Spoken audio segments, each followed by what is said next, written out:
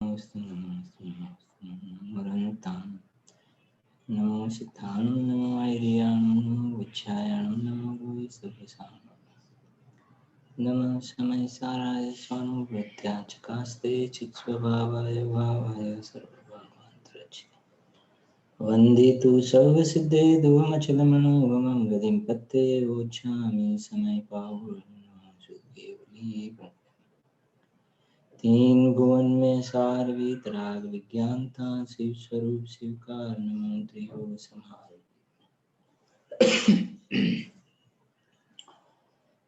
આ એક દ્રદૃષ્ટિ પ્રકાશ નામનો અધ્યાત્મ ગ્રંથ છે જેમાં પૂજ્ય સોગામીજી સાહેબના વચનામૃતનું એક સુંદર સંકલન છે 10 બોલનો પહેલા પાઠ કરીશું આપણે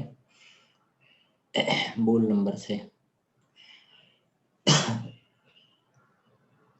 196 જે આનંદમાં મસ્ત છે તેની મસ્તીમાં આનંદની જ વાત આવે છે 340 બધા શાસ્ત્રોમાં મૂળ તો અનુભૂતિ પર જ આવવાનું છે 416 ખરેખર તો બળવાન વસ્તુનું બળ આવવું જોઈએ 421 વાત સાંભળતા જ ચોટ લાગે તે એક પાત્રતા છે 441 ઉપયોગ બહારમાં જાય છે તેમાં પોતાના અનુભવમાં અંતરાય પડે છે 514 પરિણામોના ચક્કરમાં માથું દીધું તો હંમેશા માથું ફૂટતું જ રહેશે 567 અપરિણામી એક સમયના પરિણામમાં આવી જાય તો અપરિણામી ખતમ થઈ જાય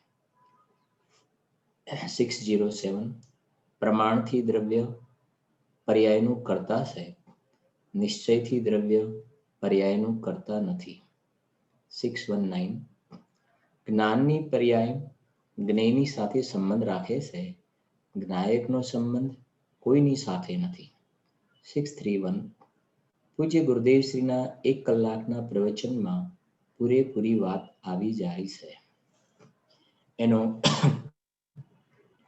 રેગ્યુલર સ્વાધ્યાયના અંતર્ગત આપણે પેજ નંબર છે 118 118 નંબરનું પેજ છે બોલ નંબર છે 467 શું કહેવું છે જો અહીંયા એક સમયનું અનંત આનંદનું વેદન આવે તે પણ હું ત્રિકાળી તત્વ નથી કેમ કે વેદનનો મારામાં ત્રિકાળીમાં અભાવ છે એટલા વેદનમાં હું આવી જાઉં તો મારો નાશ થઈ જાય એક સમયની પૂર્ણ પર્યાયથી પણ હું અધિક છું એવો ભાવ છે બહુ સુંદર બોલ છે શું કહે છે કે એક સમયનું જે અનંત આનંદનું વેદન છે ને એ હું નથી કેમ એનું કારણ વેદન તો પર્યાયમાં છે અને મારામાં તો વેદનનો અભાવ છે અને જો હું વેદનમાં આવી જાઉં એટલે કે પર્યાયમાં આવી જાઉં તો મારો નાશ થઈ જાય એક સમયની પૂર્ણ પર્યાયથી પણ હું અધિક છું એવો ભાવ છે બહુ સુંદર બોલ છે જરાક સમજીએ આપણે સાંજના સ્વાધ્યાયની અંદર પણ આપણે હમણાં જે કર્તા કર્મ અને ભોગતા ભોગ્ય સંબંધની ગાથા પણ થોડી આવી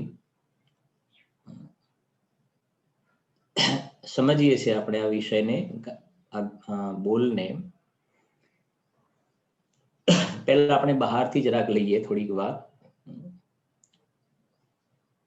આત્મા આ વેદવાની વાત છે ને વેદવાની સાથે કરવાની વાત પણ ભેગી લઈ લઈશું આપણે આત્મા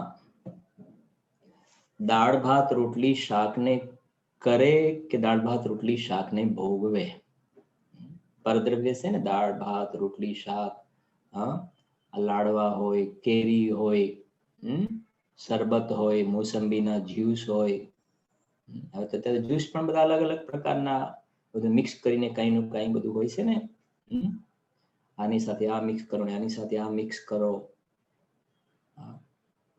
હવે વાત એ છે કે એ બધા જે જીવ્સ જે છે એને આત્મા ભોગવે કે ના ભોગવે,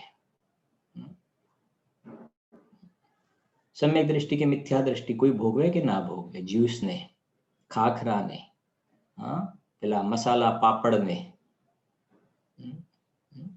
આમ મોઢા પર મૂકે ને, અને આમ સબડકા લે ને, ગુરુદેવશ્રી કેટલું વર્ણન કરે છે, પેલા પતરવેલિયા, ઘીમાં તળેલા પતરવેલિયા, અડવીના આમ ચણાના લોટ ને આમ નાખીને કરે ને પછી તળે, ગુરુદેવ વર્ણન કરે ને એનું.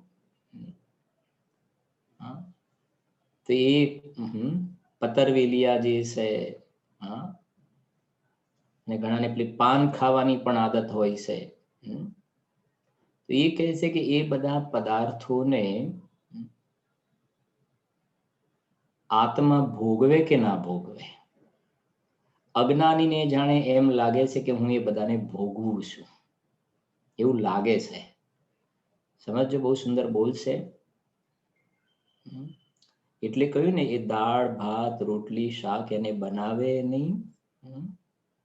ગુરુદેવશ્રીના ગઈકાલે પ્રવચનમાં સાંભળતો હતો, ગુરુદેવશ્રી એમ પણ પાછું કહ્યું, આ છોકરાઓ પેલા ભમરડા ફેરવે ને તો ગુરુદેવને નામ યાદ ના આવે. નાના હતા ત્યારે ભમરો ભમરો પેલો ફેરવે, ભમરો ફેરવે, ભમરો શું કહેવાય? પછી કોઈ કે ભમરડો, હા એ ભમરડો, ભમરડો.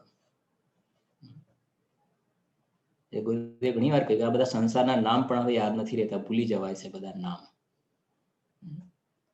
એ ભમરડો ફેરવે તો ગુરુદેવ બધું પછી કહ્યું કે એની પર પેલી દોરી વીંટાળે અને પછી આમ ને આમ ફેરવે, તો કહે છે કે બિલકુલ ખોટી વાત છે. કોઈ આત્માએ આજ સુધી ભમરડો ફેરવ્યો જ નથી. પરને થોડું કરે, એની પર દોરી વીંટાળી, આ તે, ભમરડો અલગ, દોરી અલગ, તું અલગ. સમજો. તો એ અહીંયા સમજો કે એ કહ્યું ને, એ દાળ ભાત, મોસંબીના જ્યુસ, પાપડ, ખમણ છે, ઢોકળા છે, તમારી શું કહેવાય પેલી સીતાફળની બાસુદી, એક પેલી વાડકી સ્વીટ જોઈએ અને એક પેલી સાદી જોઈએ. કેટલો નિષ્ણાત છે ને. હવે એ બધા કહે છે કે એમાંથી કોને ભોગવે. સલાડ પણ કેટલાય પ્રકારના હોય છે, શું કે પાલીતાણા સલાડ. હવે આપણને એટલી ખબર હતી કે પાલીતાણાથી યુધિષ્ઠિર, 5 પાંડવ વગેરે એમાંથી 3 નિર્વાણ પદને પ્રાપ્ત થયા અને 2 સર્વાર્થ સિદ્ધિમાં ગયા. પાલીતાણાનો ઇતિહાસ એટલો ખબર હતો, પણ એની સાથે સલાડને ગોઠવી દીધું આ ભોગી જીવે. પાલીતાણા સલાડ.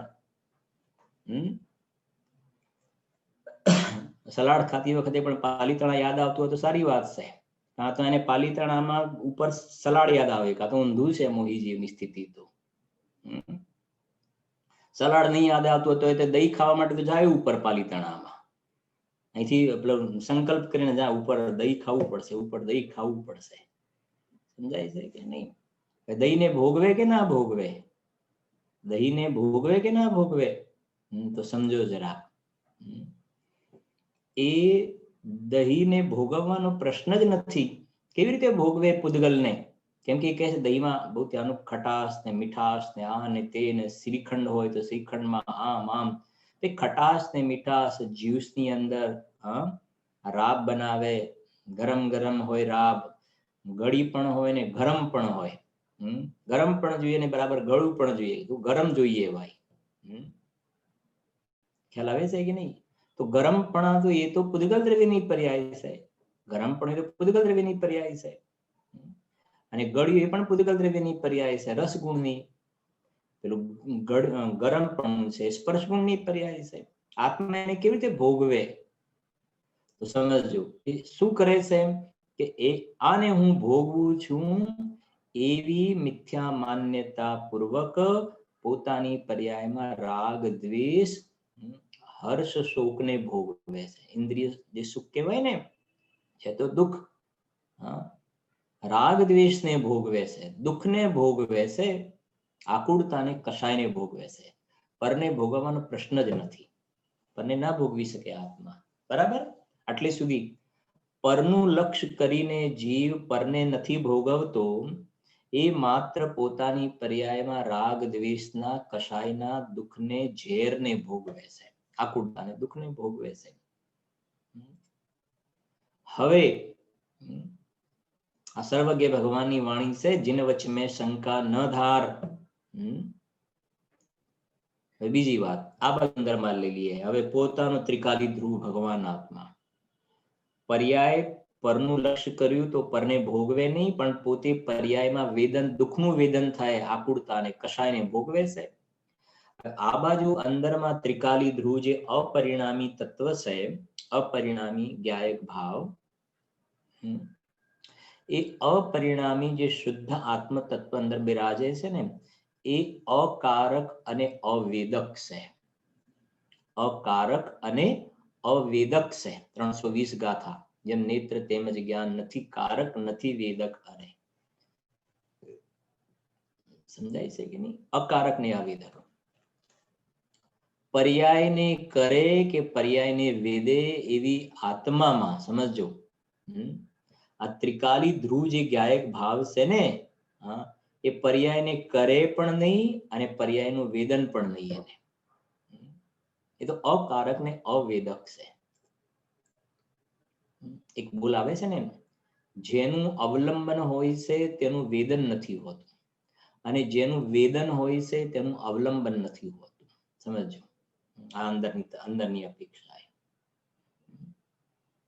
તો આ જે ત્રિકાલી ધ્રુવ ભગવાન આત્મા એને તો શુદ્ધ નિષ્ક્રિય પારિણામિક ભાવ 320 ગાથામાં કહ્યું. નિષ્ક્રિય શુદ્ધ પારિણામિક ભાવ, નિષ્ક્રિય તત્વ છે. એની અંદર આ પર્યાયના જે ષટકારક ક્રિયા જે જોવામાં આવે છે, કર્તા કર્મ કરણ સંપ્રદાન અપાદાન અધિકરણ, એવા પર્યાયના ષટકારક રૂપ જે ક્રિયા છે એ ત્રિકાલી ધ્રુવ ભગવાન આત્મામાં નથી. એ તો નિષ્ક્રિય છે. એમાં કઈ કાર્ય નથી જોવામાં આવતું, એમાં વેદને નથી જોવામાં આવતું. અકારક અવેદક કહ્યું એને, અકારક ને અવેદક. બરાબર સમજો. હવે શું છે કે જેમ પેલી પર્યાય પરનું લક્ષ્ય કરતી હતી તો દુઃખનું ભોગવટો હતો, દુઃખનું વેદન હતું. રાગનો કરતા અને રાગનો ભોગતા હતો. રાગનો કરતા અને રાગ દુઃખરૂપ છે, તો રાગનો કરતા ને દુઃખનો ભોગતા. રાગ દુઃખરૂપ છે, એ રાગ આગ દહે સદા. રાગનો કરતા અને દુઃખનો ભોગતા. દાળ ભાત રોટલી શાકનો કરતા અને ગુલાબ જાંબુનો ભોગતા એ ખોટી વાત. પરને કરે ભોગવે પ્રશ્ન નથી.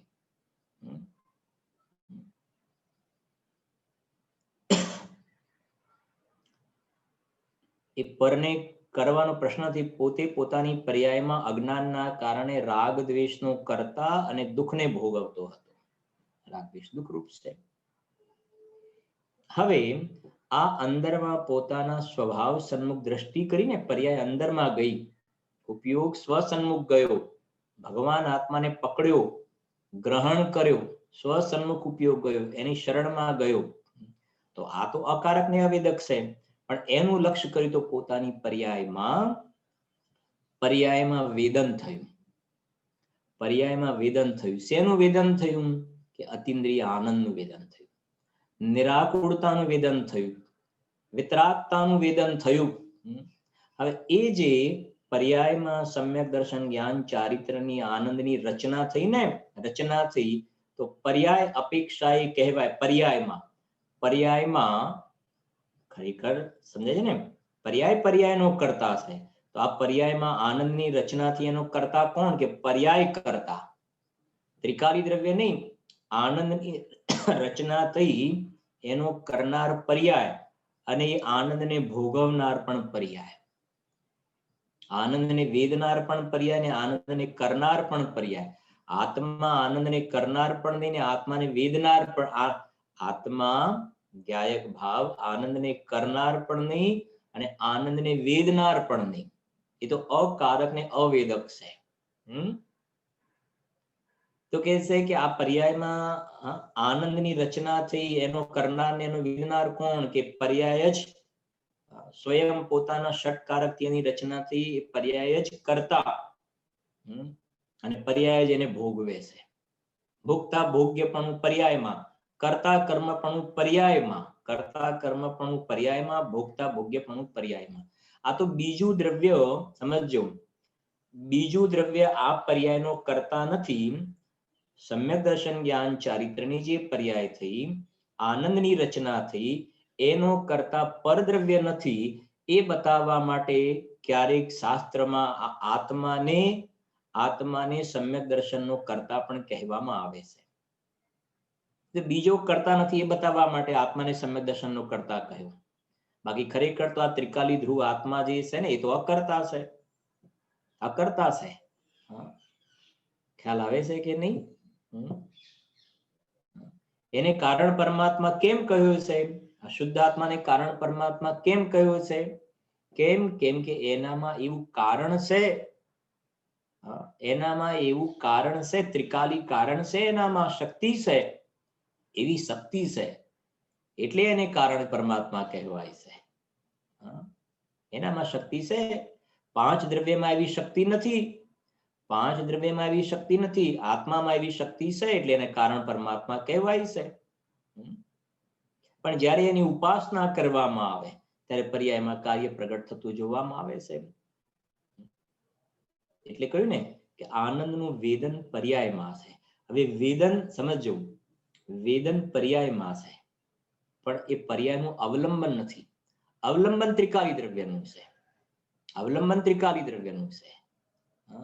અને કદાચ હું ન ભૂલતો હોઉં તો કદાચ લગભગ મને ખ્યાલ છે ત્યાં સુધી આપણે ચૈતન્ય ધામમાં આપણે એન્ટર થઈએ ને, પૂજ્ય ગુરુદેવશ્રીની પ્રતિકૃતિ છે ને, પૂજ્ય ગુરુદેવશ્રીનું બિરાજમાન કર્યા છે ને, તો ત્યાં જે બધા બોલ લખ્યા છે ને, ત્યાં પણ કદાચ આ એક બોલ છે લગભગ, કદાચ મને એવો થોડો ખ્યાલ છે. જેનું અવલંબન છે તેનું વેદન નહીં, અને જેનું વેદન છે તેનું અવલંબન નહીં. તો ત્રિકાલી ધ્રુવ ભગવાન આત્માનું અવલંબન છે. આ પર્યાય બાજુ ઢળી છે ને, નમઃ સમય સારાય, એટલે એનું અવલંબન ખરું, આનું અવલંબન ખરું પણ આનું વેદન નહીં. અને આનંદનું વેદન ક્યાં?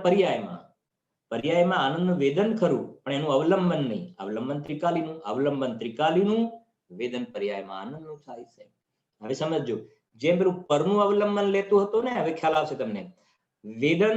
વેદન સમજો, સુખનું, અતિન્દ્રિય સુખનું કે દુઃખનું વેદન પર્યાયમાં થાય, પરમાં નહીં અને ત્રિકાલી ધ્રુવમાં નહીં. બરાબર ક્લિયર કરી દેજો. પરદ્રવ્યમાં સુખ દુઃખનું વેદન નહીં, ત્રિકાલી ધ્રુવ ભગવાન આત્મામાં સુખ દુઃખનું વેદન નહીં. વેદન જે થાય છે, સંચેતન થાય છે, ફિલિંગ થાય છે, પર્યાયમાં થાય છે. હવે પર્યાયમાં દુઃખનું વેદન થાય છે કે સુખનું વેદન, ડિપેન્ડ પર્યાય ઉપર છે. પર્યાય જો પરનું અવલંબન લેશે, દેવ શાસ્ત્ર ગુરુનું અવલંબન લેશે, દુકાન મકાન પૈસાની વાત તો છોડો, અહીંયા તો કે છે દેવ શાસ્ત્ર ગુરુનું પણ અવલંબન લેશે, પર્યાય તરફનું અવલંબન લેશે, તો અહીંયા રાગનો જન્મ થાય છે, દુઃખ વેદાય છે. અહીંયા પર્યાયમાં દુઃખ વેદાય છે. અને એ જ પર્યાય આજ અમારો ઉપયોગ પલટ્યો અને એ પરનું અવલંબન છોડી અને એ પર્યાય જ્યારે ત્રિકાલી ધ્રુવ ભગવાન આત્માનું અવલંબન લેશે, ભૂતાર્થનો આશ્રય કરે છે, તો એ જ પર્યાયની અંદર દુઃખના વેદનની જગ્યાએ આનંદનું વેદન જોવામાં આવે છે. રાગ દ્વેષના કર્તાની જગ્યાએ વિતરાગતાનો કર્તા થઈ ગઈ પર્યાય.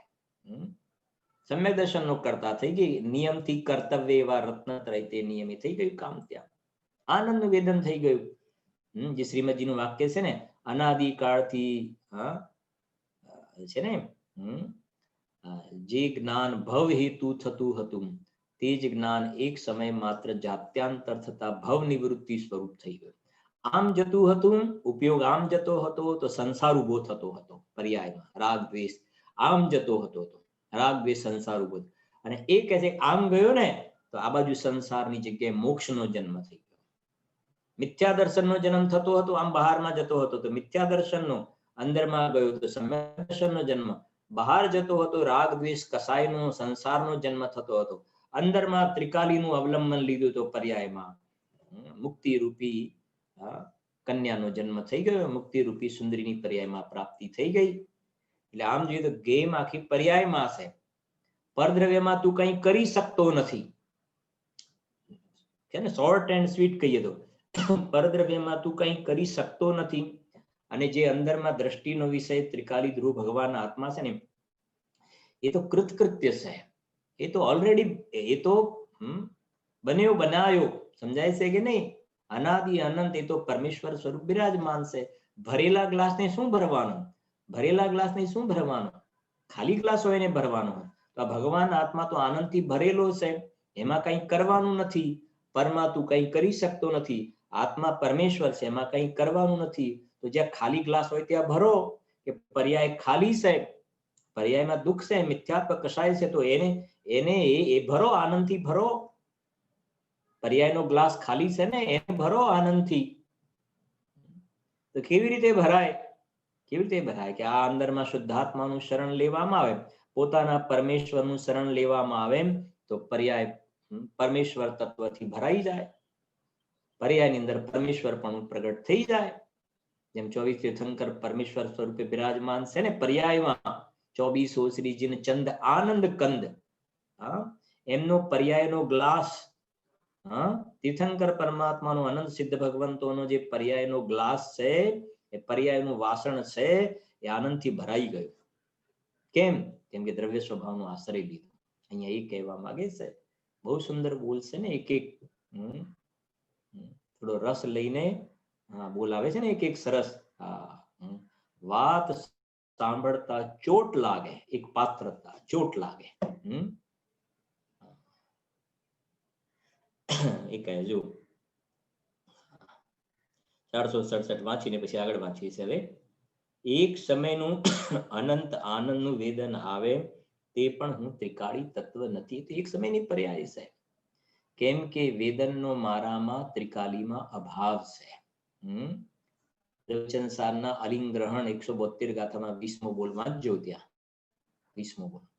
કેમ કે વેદનનો મારામાં ત્રિકાલીમાં અભાવ છે. એટલા વેદનમાં હું આવી જાઉં તો મારો નાશ થઈ જાય. 18, 19, 20, 3 બોલ છે. એક સમયની પૂર્ણ પર્યાયથી પણ હું અધિક છું એવો ભાવ છે. આગળ 4, 6, 8 હું કહે જો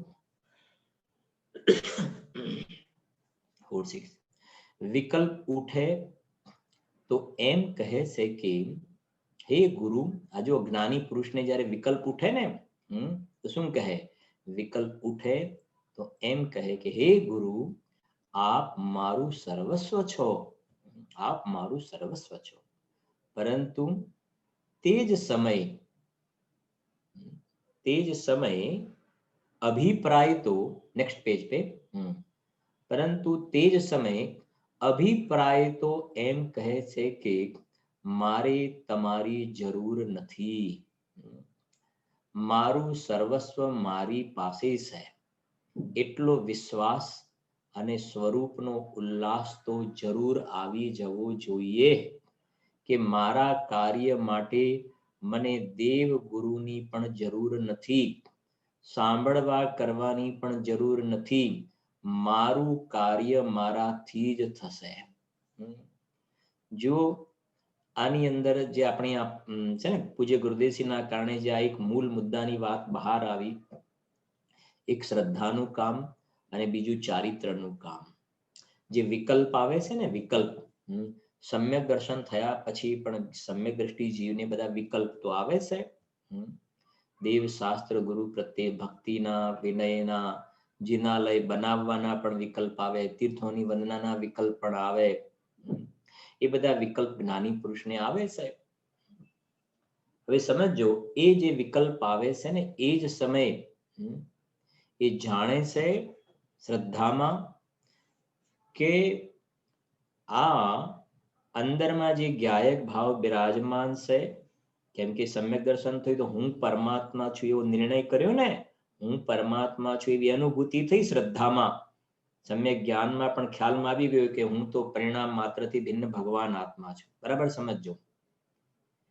કેમ કે આપણે હંમેશા કહે છે બે પડખા, એક સામાન્ય અને બીજું વિશેષ.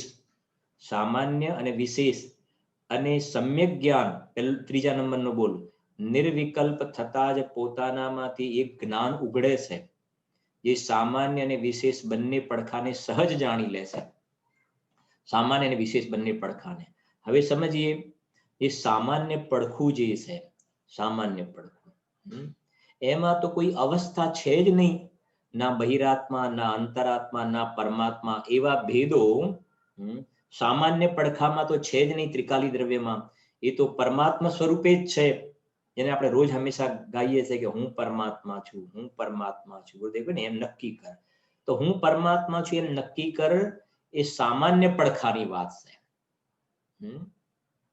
ટકવા વાળું જે પડખું છે ને એ તરફથી તો નક્કી કર. તો સમ્યક દર્શન થયું ને, સમ્યક દર્શન થયું, બરાબર સમજજો.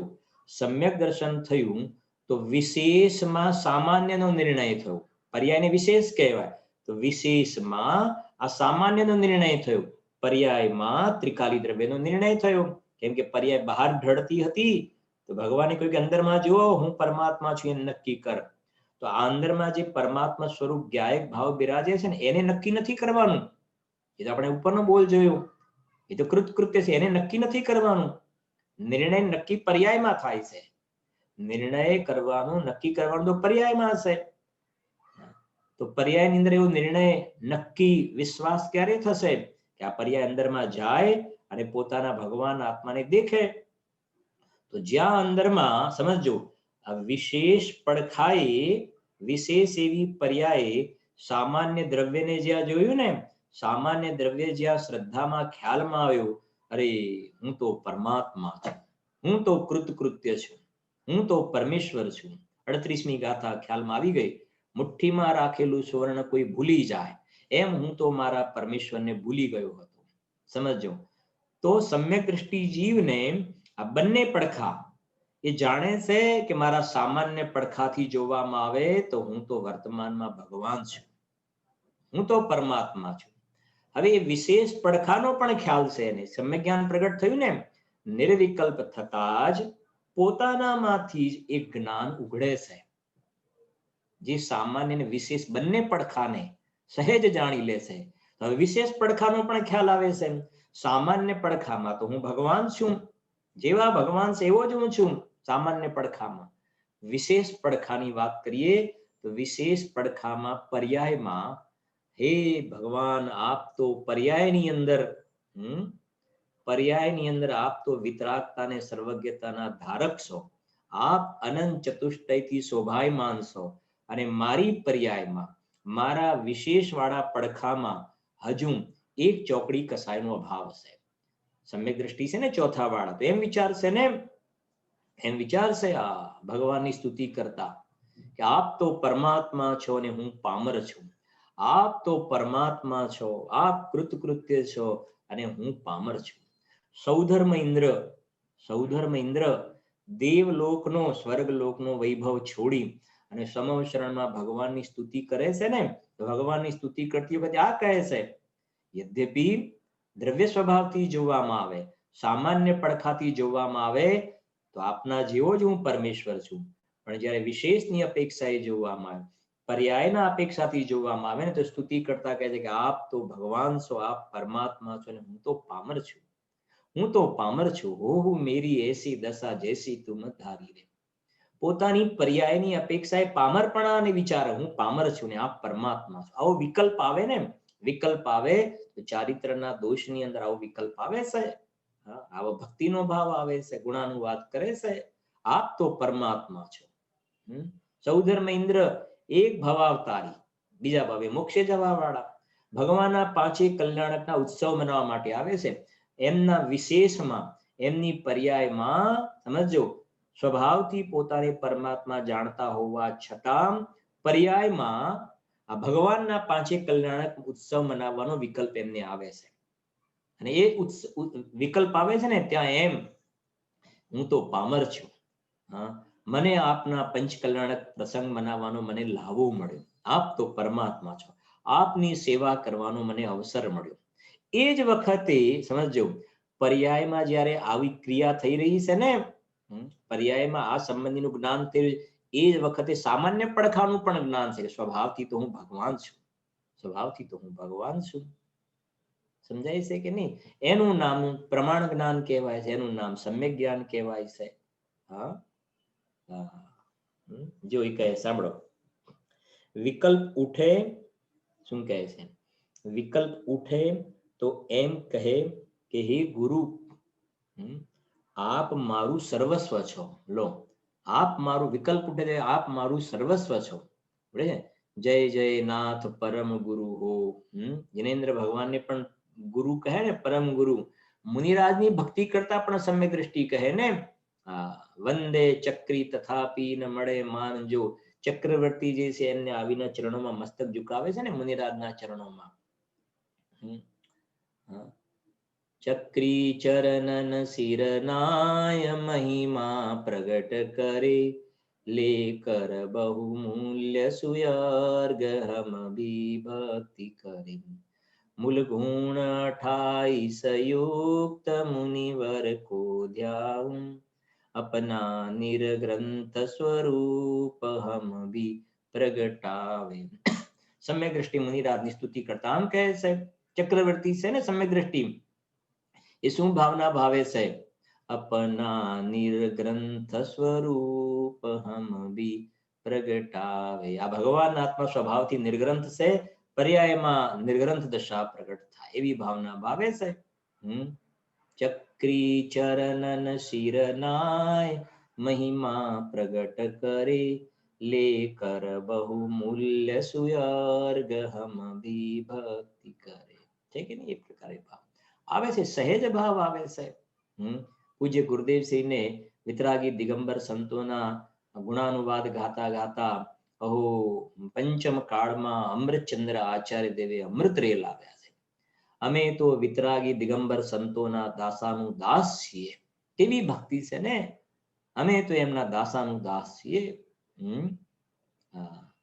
કુંદ કુંદ આચાર્ય દેવ કલિકાલ સર્વજ્ઞ થઈ ગયા અને અમૃતચંદ્ર આચાર્ય દેવ કલિકાલ ગણધર દેવ જેવા કામ કર્યા। એમને કલિકાલ ગણધરની ઉપમા આપી। ત્યાં આગળ કલિકાલ માને આ કાળમાં તીર્થંકર ભગવાન અને સર્વજ્ઞ ભગવાન અને ગણધર દેવ નથી હોતા પંચમ કાળમાં, પણ જાણે એમને કુંદ આચાર્ય દેવે સર્વજ્ઞ ભગવાન જેવા કામ કર્યા, અમૃતચંદ્ર આચાર્ય દેવે ગણધર દેવ જેવા કામ કર્યા। આવા પ્રકારનો જ્ઞાની પુરુષોને વિકલ્પમાં આવે ત્યારે આવો ભક્તિનો ભાવ આવે કે આપ જ અમારું સર્વસ્વ છો। અને એ જ વખતે પાછા સમ્યક જ્ઞાનમાં સ્વભાવથી જાણે કે મારું સર્વસ્વ તો મારામાં છે ને હું વર્તમાનમાં કૃતકૃત્ય છું। સ્વભાવથી પરમાત્મા અને પર્યાયમાં અંતરાત્મા। બરાબર સમજો, સ્વભાવથી પોતાને જાણે છે પરમાત્મા અને પર્યાયમાં હું હજુ અંતરાત્મા છું। અને હું અંતરાત્મા છું ને હે જિનેન્દ્ર ભગવાન આપ પરમાત્મા છો અને મારી પર્યાયમાં અંતરાત્માપણું મટી અને પરમાત્માપણું કેમ કરીને પ્રગટ થાય, આવી ભાવના જ્ઞાની ભાવે છે। ઇષ્ટોપદેશમાં એક બહુ સુંદર ગાથા છે અને ગુરુદેવ શ્રીએ એનો બહુ સુંદર અર્થ ગુરુદેવ શ્રીએ બહુ સરસ કર્યો છે। વિશેષોથી અજ્ઞાત રહી એવી એક ગાથા છે। વિશેષથી અજ્ઞાત રહી તો ગુરુદેવે વિશેષનો અર્થ આ કર્યો, વિશેષનો એક વિશેષ અર્થ કર્યો, વિશેષનો એક સુંદર વિશેષ અર્થ કર્યો। સમજો, વિશેષોથી અજ્ઞાત રહી એટલે આ જે પર્યાય છે ને વિશેષ, ત્યાં એ અર્થ કર્યો।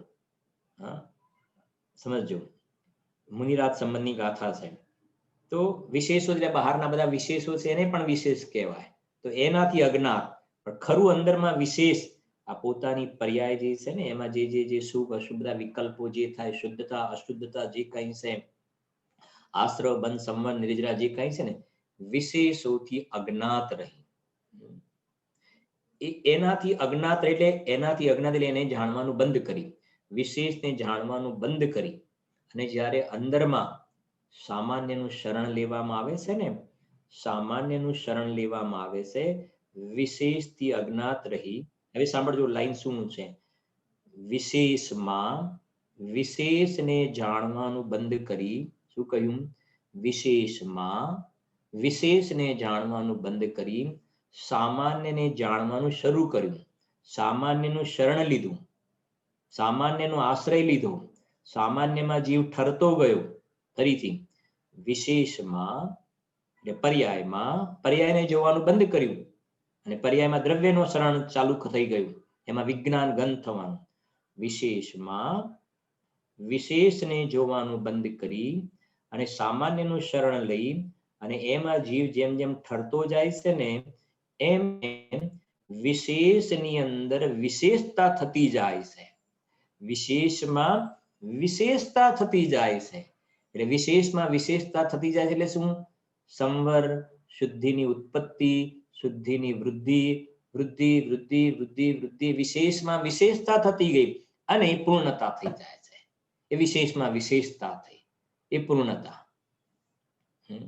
આ પ્રકારે બંને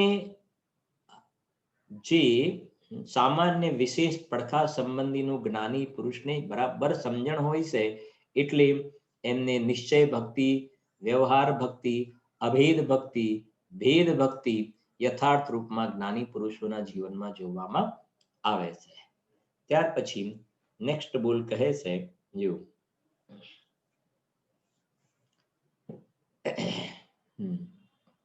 469 બીજામાં લાભ બુદ્ધિ છે ત્યારે તો તેમાં જોડાવાની તીવ્ર વૃત્તિ જ નિયમથી રહે છે. સમજી ગયા ને? લાભ પાંચમ ધંધા વ્યાપારમાં ગુરુદેવ તો ખૂબ કહે બીજામાં લાભ બુદ્ધિ છે ત્યારે તો તેમાં જોડાવાની તીવ્ર વૃત્તિ જ નિયમથી રહે છે. ક્યાંક બહાર ગયો ને લાભ પાંચમના દિવસે મુહૂર્ત છે, આજે મુહૂર્ત છે, કેટલું અંદરમાં શલ્ય પડ્યું છે. લાભ પાંચમ, હાથથી ધંધો. ગુરુદેવ શ્રી બહુ કડક શબ્દોમાં કહ્યું, લખે લાભ સવાયા. લાભ સવાયા માને ગયા વર્ષમાં જેટલો પાપનો લાભ થયો ને, પાપનો લાભ, આ વર્ષે એના કરતા સવાયું પાપ કરું હું, સવાયું પાપ કરું. ધંધો બરાબર આગળ વધવો જોઈએ. સમજાય છે ને? ગયા વર્ષે સમજો કે 50 લાખનું કમાણી થઈ તો આ વર્ષે 1 કરોડનું ટાર્ગેટ બનાવે. કરોડ છે તો 2 કરોડનું ટાર્ગેટ બનાવે. બે ટાર્ગેટ આપણે નક્કી કરવા છે, આટલું આટલું આટલું, જેના માટે જે કરવું પડે એ તમારે. પાછું સમજાય છે કે નહીં? મીટિંગ બોલાવે, હા, બધાને, હા, પોતે પાછું હોશિયાર કરો ને, બધા તમારે આમ કરવાનું, તમારે આટલું, તમારે આટલું, આટલું મારે ટાર્ગેટ જોઈએ મારે. સમજાય છે કે નહીં? લાભ, અત્યારે લાભ માન્યું છે, પૈસામાં લાભ માન્યો છે, જે સાથે આવવાના નથી એ સંબંધીનું પાપ તારે એકલાય ભોગવવાનું છે. અહીંયા કહે છે બીજામાં લાભ બુદ્ધિ છે ત્યારે તો તેમાં જોડાવાની તીવ્ર વૃત્તિ નિયમથી રહે છે. એની અંદર તીવ્રતાથી, ગ્રદ્ધતાથી જોડાયેલો રહે છે. કેટલા કેટલા વર્ષ થઈ ગયા પણ અત્યારે આપણે ધંધા વ્યાપારથી નિવૃત્તિ લેવાનો ભાવ ન આવે. એ શું બતાવે છે? શું જાહેર કરે છે? કોઈ જરૂર નથી. અમે તો જતા નથી, ખાલી ઘરેથી ભાઈ તારે એ બાજુ માથું મારવાની જરૂર નથી. ચાલે છે બધું વ્યવસ્થિત, સંભાળવા વાળા સંભાળે છે. છતાં પણ હવે એને બીજો નશો ચડી ગયો કે મારા હાથ નીચે 10 માણસ કામ કરે છે.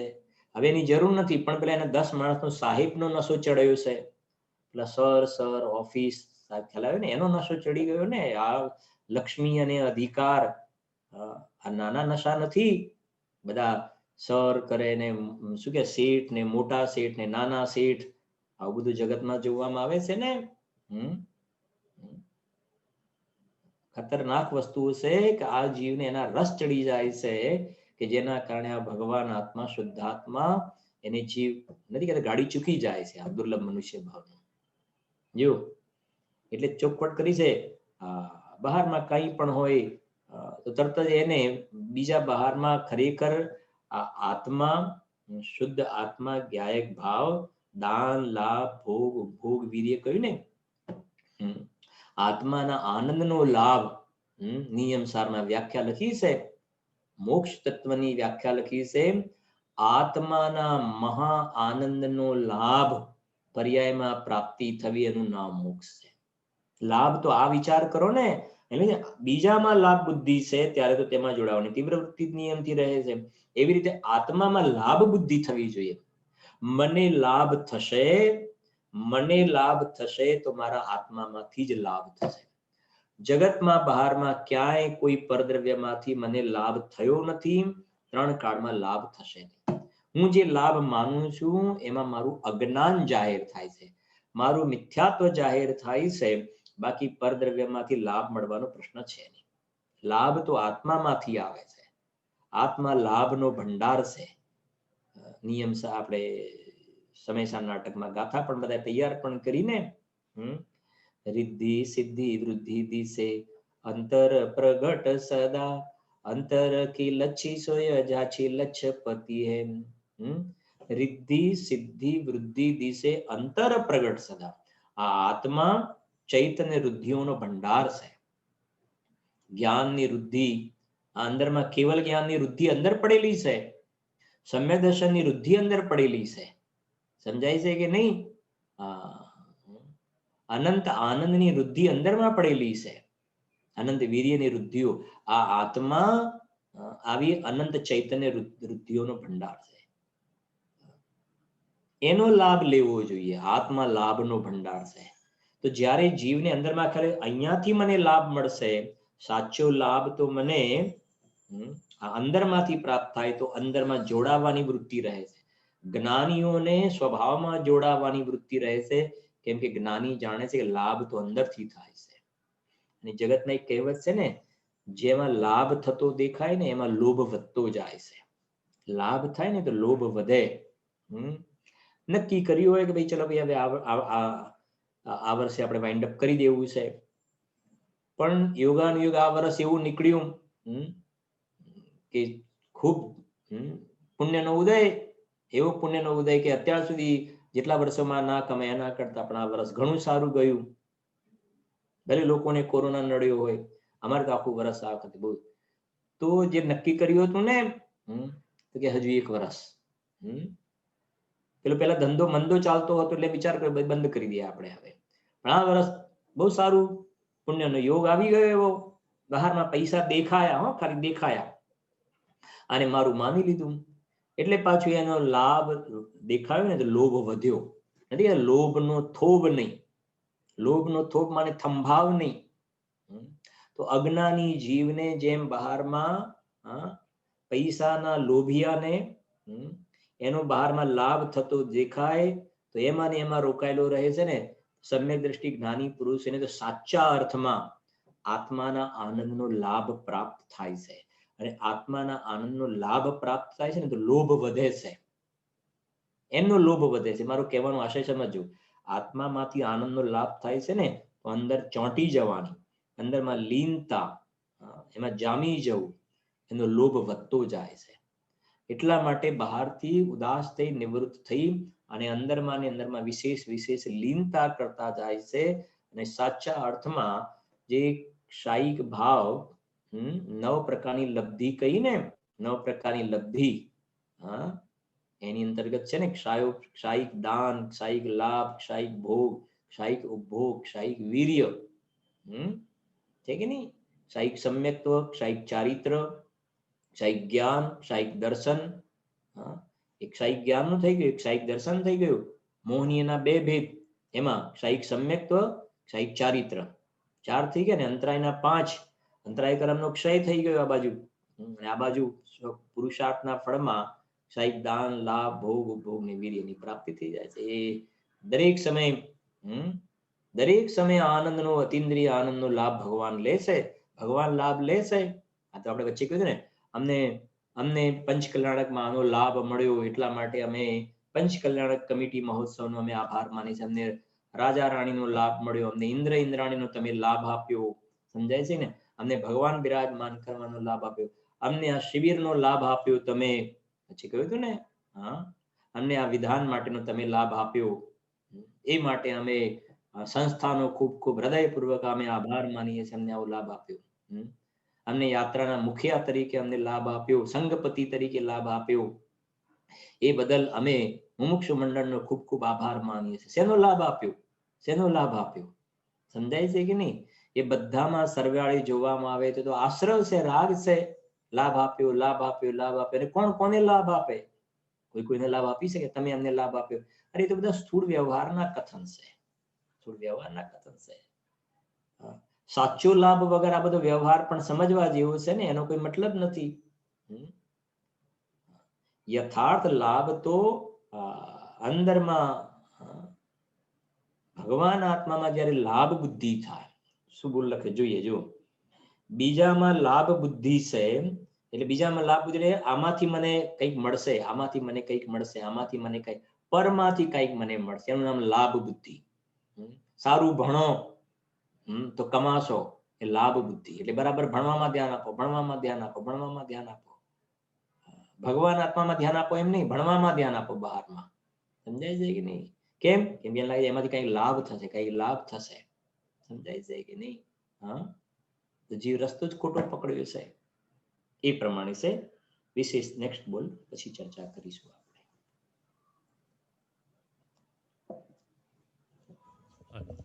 अभी हम सभी ने आदरणीय पंडित श्री शैलेश भाई जी के माध्यम से द्रव्य दृष्टि प्रकाश के 467 से लेकर 469 तक के बोलों की चर्चा का लाभ लिया, जिसके अंतर्गत आज हमने बहुत ही सुंदर चर्चा सुनी, जिसमें विकल्प उठे तो ऐसा कहें कि हे गुरु आप मेरे सर्वस्व हो।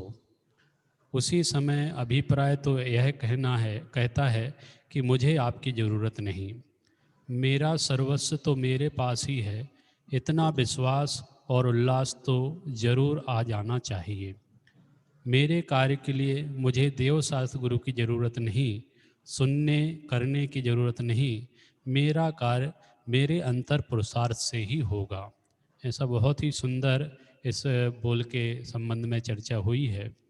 वास्तव में हमें जो अपने अंतरंग का उल्लास होता है वही असली उल्लास है, वही अंतर का पुरुषार्थ ही असली कार्यकारी है, ऐसा हमने इसके माध्यम से जाना।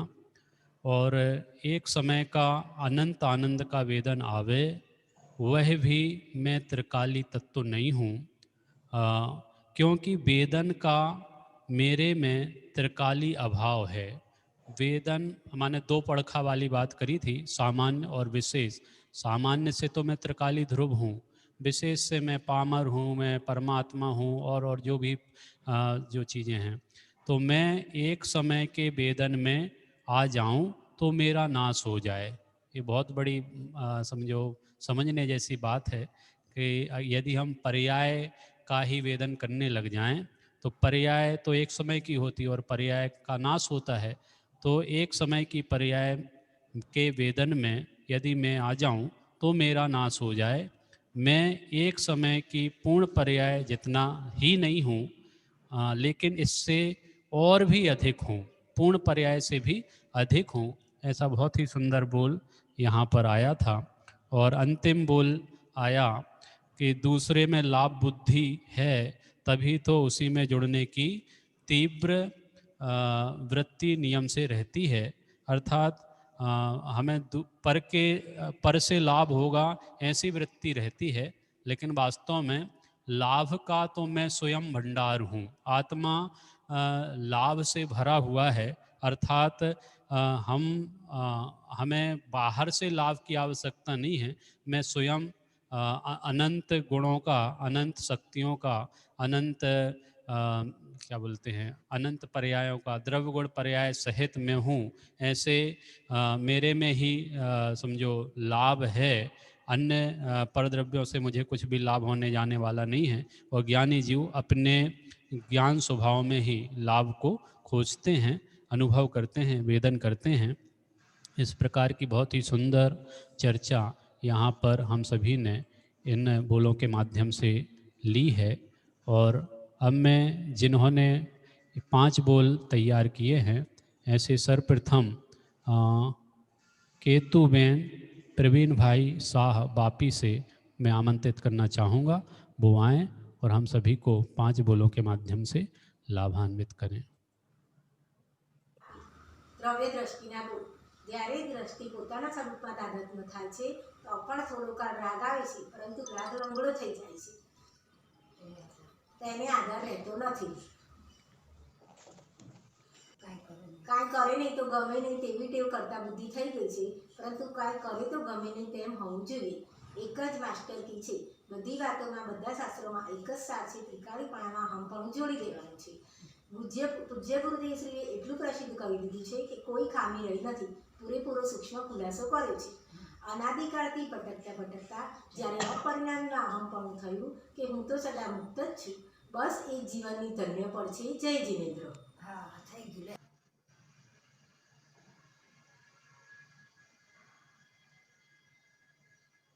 દ્રવ્ય દ્રષ્ટિ પ્રકાશના બોલ 3-9 જ્યારે દ્રષ્ટિ પોતાના સ્વરૂપમાં તાદાત્મ્ય થાય છે ત્યારે રાગ આવે તો છે, પરંતુ રાગ લંગડો થઈ જાય છે, તેને આધાર રહેતો નથી. 8-4 કંઈ કરે નહીં તો ગમે નહીં તેવી ટેવ કરતા બુદ્ધિ થઈ ગઈ છે, પરંતુ કંઈ કરે તો ગમે નહીં એમ હોવું જોઈએ. 9-0 એક જ માસ્ટર કી છે, બધી વાતોમાં બધા શાસ્ત્રોમાં એક જ સાર છે, ત્રિકાલીપણામાં અહમપણું જોડી દેવાનું છે. 1-1-2 પૂજ્ય ગુરુદેવ શ્રીએ એટલું પ્રસિદ્ધ કરી દીધું છે કે કોઈ ખામી રહી નથી, પૂરેપૂરો સૂક્ષ્મ ખુલાસો કર્યો છે. 2-9-0 અનાદિકાળથી ભટકતા ભટકતા જ્યારે અપરિણામીમાં અહમપણું થયું કે બસ હું તો સદા મુક્ત જ છું, તે જ જીવનની ધન્ય પળ છે. જય જિનેન્દ્ર.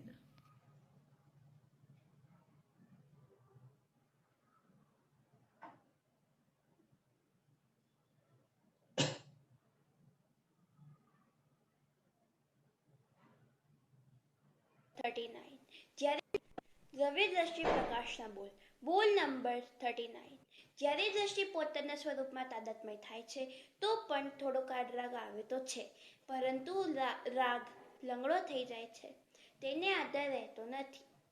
બોલ નંબર 84 કંઈ કરે નહીં તો ગમે નહીં તેવી ટેવ કરતા બુદ્ધિ થઈ ગઈ છે, પણ કંઈ કરે તો ગમે નહીં એમ હોવું જોઈએ. બોલ નંબર 90 એક જ માસ્ટર કી છે, બધી વાતોમાં બધા શાસ્ત્રોમાં એક જ સાર છે, ત્રિકાળીપણામાં અહમપણું જોડી દેવાનું છે. બોલ નંબર 112 પૂજ્ય ગુરુદેવ શ્રીએ એટલું પ્રસિદ્ધ કરી દીધું છે કે કોઈ ખામી રહી નથી, પૂરેપૂરો સૂક્ષ્મ ખુલાસો કર્યો છે.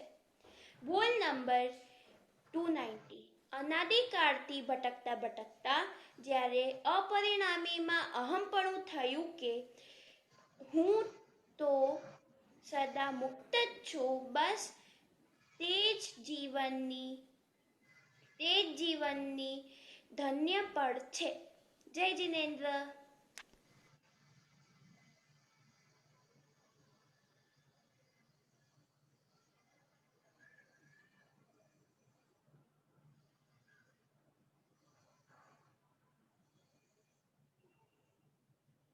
જય જિનેન્દ્ર.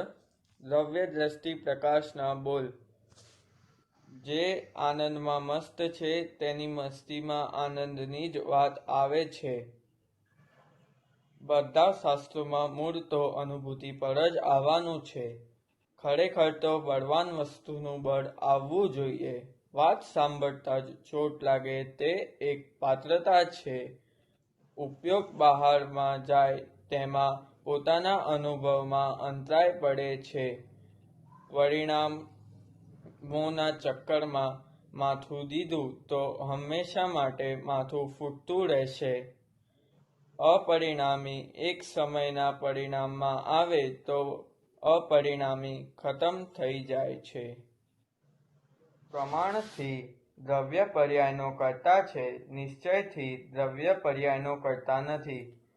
જ્ઞાનની પર્યાય જ્ઞેય સાથે સંબંધ રાખે છે, જ્ઞાયક કોઈની સાથે સંબંધ રાખતો નથી. પૂજ્ય ગુરુદેવ શ્રીના 1 કલાકના પ્રવચનમાં બધી વાત આવી જાય છે. જય જિનેન્દ્ર.